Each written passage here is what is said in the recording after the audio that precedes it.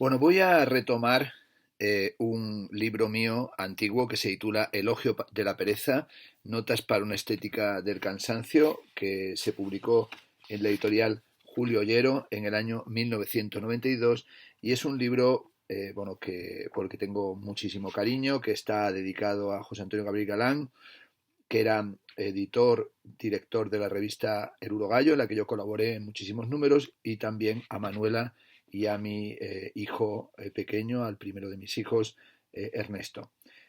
Voy a darle vueltas a un texto que forma parte de este libro, de una sección que se titula Los dones de la infancia, y concretamente al texto que escribí aquí sobre las canciones de los niños muertos de Gustav Mahler. Y lo voy a hacer porque hoy voy a participar en un coloquio sobre la música y el pensamiento filosófico y crítico de Theodor Adorno, 50 años después de su muerte, y quería en esa conferencia hablar sobre Gustav Mahler y sobre las baladas de la derrota, y ciertamente este texto que escribí hace ya bastantes años está dedicado a esa composición, a las canciones de los niños muertos. Bueno, dice así: no es externa a la música de Gustav Mahler la sombra de lo que Pierre Boulez llega a denominar purgatorio. Ese territorio en el que conviven la nostalgia y la crítica tiene el tacto desconcertante de lo deshilachado, y tal vez sea la memoria de un mundo en decadencia. La música renace en su crepúsculo e incluso resurge de su devastación. Cuando Pierre Boulez afirma que la visión de Mahler y su forma de hacer poseen la dimensión épica del narrador, está expresando lo más profundo y complejo de su experiencia musical. En su ensayo sobre Leskov, en el ensayo titulado El narrador, Walter Benjamin indicaba cómo en la narración se aunaba la noticia de la lejanía, tal como la refería el que ha viajado de retorno a casa, con la noticia del pasado que se prefiere confiar al sedentario. Esa distancia, señalaba allí Walter Benjamin, está tocando enigmáticamente a su fin.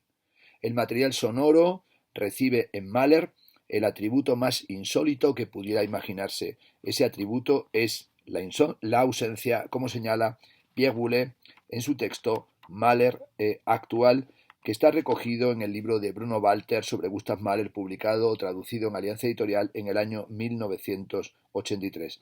Tal vez es la conciencia del alejarse de la experiencia que el narrador custodiara lo que entrega al círculo que devoraba lo expresado unas palabras que en soledad se dirigen con una mezcla de amargura y esperanza hacia los supervivientes.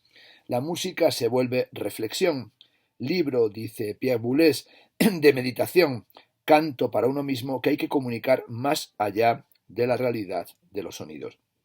No se trata de una muestra de la continuidad de la historia, no hay consejo alguno que transmitir, o en todo caso, solo es posible narrar la desgarradura de este tejido de la vida. Según hermosa expresión de Theodor Adorno, la música de Mahler acaricia maternalmente los cabellos de aquellos a quienes se dirige, y así tiende una temblorosa mano de ternura, esa que caracterizaba al narrador como alguien que deja huellas y parte de ellas. Lo narrado es el fruto de una artesanía de la experiencia propia. La tesis benjaminiana sobre la desaparición del arte de narrar subraya que ésta no es sino una consecuencia de la atrofia del concepto de duración, es decir, un cambio en el rostro de la muerte. El origen de lo narrado se encuentra en la autoridad, y el lugar en el que ésta se obtiene es ante la muerte, cuando se dirige la mirada a lo propiamente inolvidable. Las huellas de este proceso se han borrado, la ideología de la higiene y la transparencia han escamoteado el final, y con ello han bloqueado la posibilidad de una concepción épica de la verdad. Las necrópolis de la intuición que Nietzsche leía en la verdad, esa vampirización de lo real, es la misma que ha vuelto vergonzoso el acto de morir, una escandalosa servidumbre a la naturaleza. El narrador guarda así una fidelidad extrema al final, que para él supone la esencia de lo que continúa. Su mirada, dice Benjamin en el texto del narrador, no se aparta de ese cuadrante ante el cual se mueve una procesión de criaturas y en la que, según el caso, la muerte va a la cabeza o bien es el último y miserable rezagado. La afirmación mahleriana es tanto recuerdo de una infancia triste cuanto presentimiento de tiempos oscuros. Las leyendas de una tierra en retirada que recogiera Hölderlin regresan en Mahler como canción báquica. La transfiguración del dolor en Das Lied von Erde, la canción de la tierra, esa mirada que en los últimos momentos parece querer evitar la tragedia, asume un extraordinario o sorprendente desapego. La despedida afecta al sufrimiento no como un calmante, sino como una tensión anímica que se reconcilia con la vida. El pesimismo y la desesperación conducen a un errar en el que el corazón se serena contemplando la regeneración como lo eterno. Los sufrimientos que se acrisolan en un mar inaudito a esta tierra, esto es lo que Alban Berg entendió como lo primordial en la novena sinfonía de Mahler. Esto es el deseo de vivir en la tierra en paz y gozar la naturaleza hasta el límite antes de que llegue la muerte que se acerca irreversiblemente. No es únicamente la canción de la tierra la obra de Gustav Mahler, que está compuesta, podríamos decir, subspecie mortis, el movimiento final en el que se oscila entre el dolor y el adiós y la visión de la irradiación celeste, que es prácticamente su tono musical específico. La gran capacidad de Mahler es la de corresponder adecuadamente a sus dudas. En su aguda conciencia del sufrimiento se sitúa también a la interrogación por el sentido de la vida y a una ambigua confianza en lo que podría revelarlos la muerte. El elemento nocturno de su obra ofrecía, sin embargo, un manto protector, una luz sutilísima que parecía guiar los restos de la existencia. Incluso en el dolor, recuerda Bruno Walter, su fiel compañero en toda su existencia, encontraba Mahler el consuelo del que habla Torcuato Tasso. Aunque si el hombre, dice Tasso, sufre en silencio, un Dios me ha dado el don de expresar mi dolor. La música de Mahler es decididamente moderna porque los signos de la dislocación se encuentran medularmente en ella. En este aspecto se sitúa la solidaridad entre Mahler y la filosofía de la nueva música de Adorno. En el fondo, la defensa adorniana de lo moderno es una consecuencia de su búsqueda de una narración de la experiencia que sólo puede realizarse como lenguaje del sufrimiento. El recuerdo de lo omitido no puede evitar el fracaso, esto es la descomposición, que tal vez le es constitutiva. La soledad ofrece así una posibilidad comunicativa, aun cuando tenga presente su falta de eficacia histórica. La larga mirada mahleriana que se aferra a aquello que está condenado, a esas últimas palabras, fisuras que son aperturas en la escritura de la verdad, según Adorno, renuncian provisionalmente a las promesas y prefiguran el credo estético de la nueva música de Schoenberg, esto es, la disonancia que transfigura, como dijo Adorno, el atractivo en su antítesis, en dolor. Como si se vengara de sus excesos, o mejor, de su complaciente apariencia armónica, el arte asume lo feo y lo disforme como un reflejo fragmentario de la realidad. La vida truncada renuncia al consuelo, denunciando la abundancia de la pobreza, haciéndose voluntariamente pobre, y eso le conduce al negro, al borde del silencio y a la noche. La música nocturna parece una lánguida procesión en la que las esperanzas se dispersan como pavesas.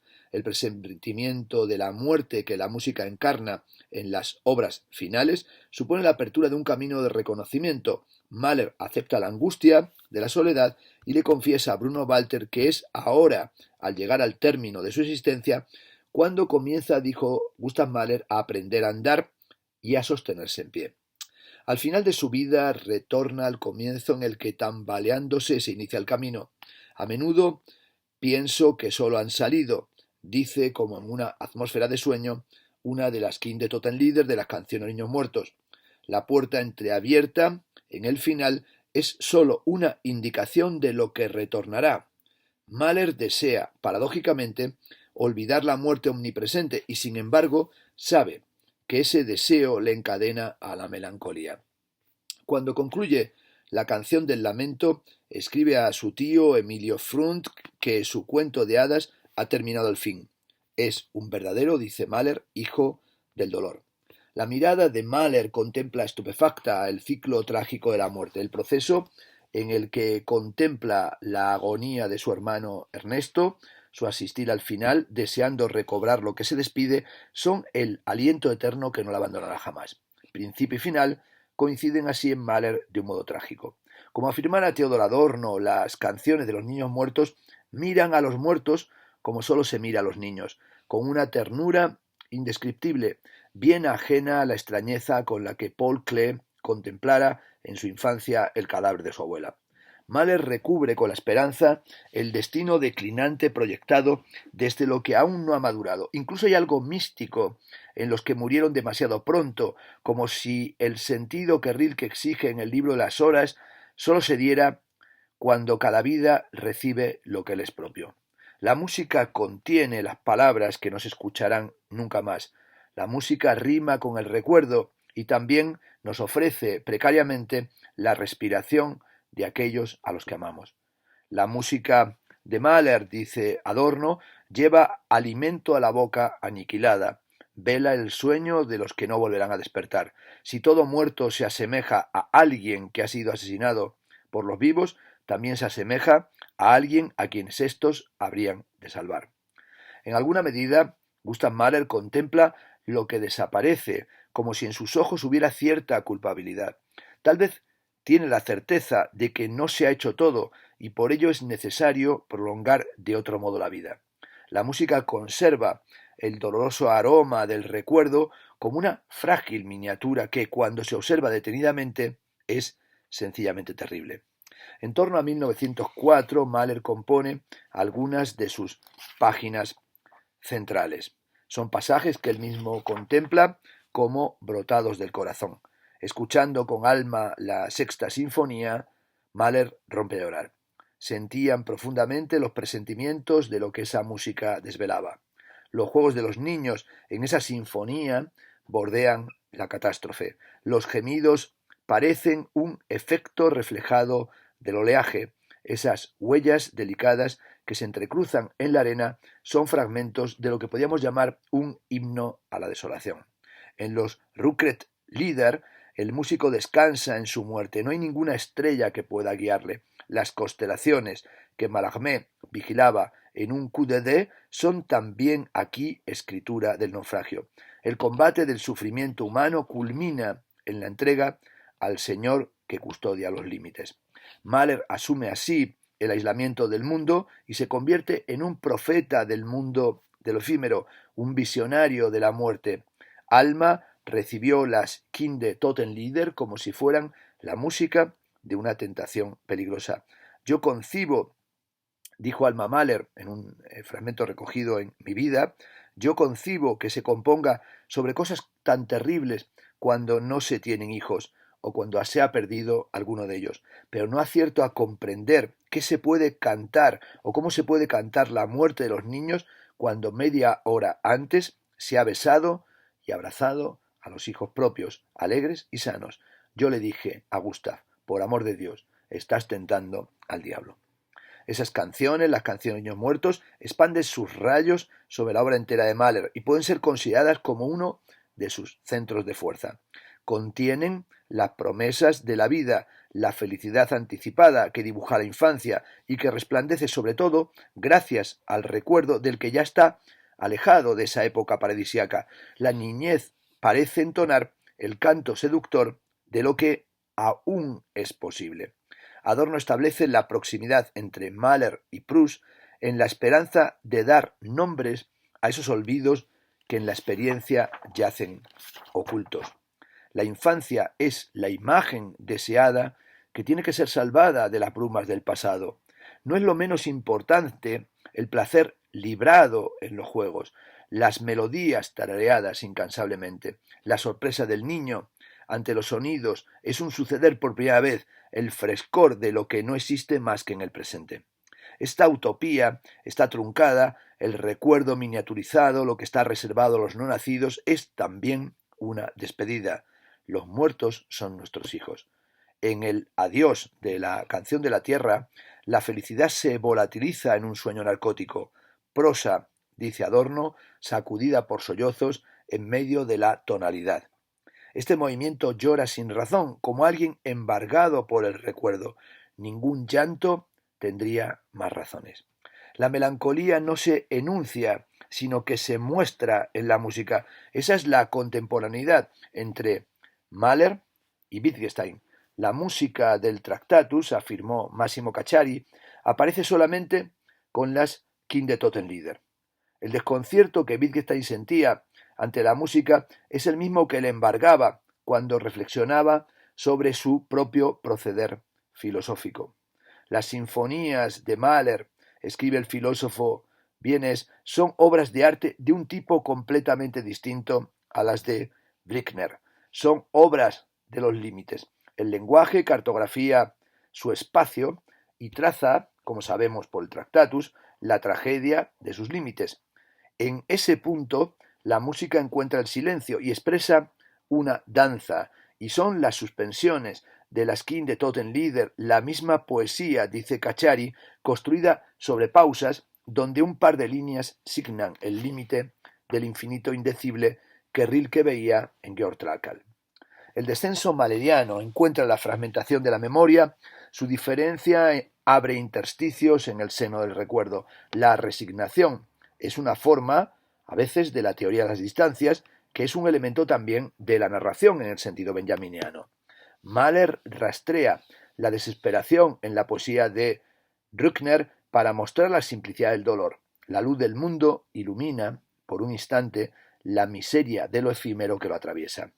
El adiós, dice Cacciari, en Hombres póstumos, no libera de la tierra, no redime de su luz. Se dice adiós al amigo, al hijo incluso, pero no a la luz de la tierra que ilumina la irreversibilidad del tiempo y la miseria. Las canciones de los niños muertos surgen como un amanecer, cuando el sol va a salir, como si no hubiera sucedido ninguna desgracia durante la noche. El dolor es lo incomunicable, y parece que fuera posible apartarlo entregándose a lo que nos acoge a todos, esto es, la primigenia luz del mundo. El poder de los ojos de concentrar un momento habla la lengua de lo que tiene que partir. Es el destino el que hace imposible que los niños permanezcan a salvo. El canto suelta, con una tristeza infinita, las estrellas como ojos aéreos que trazan rumbos inexplicables. Lo que se da a ver es precisamente un vacío, la ausencia. La música parece construir la arquitectura del umbral en el que la madre permanece petrificada con una lámpara, emblema de lo que rápidamente se extingue.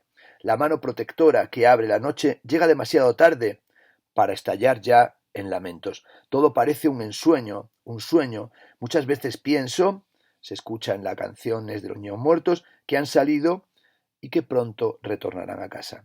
La melancolía dibuja el trayecto de vuelta, aparta el miedo de su mente, intenta reanimarse en la temperatura de la ternura, que se ha vuelto ya definitivamente un soliloquio. La muerte es un inevitable ciclo estacional, frente al que nada puede decirse in diesem Welter, in diesem Frauen.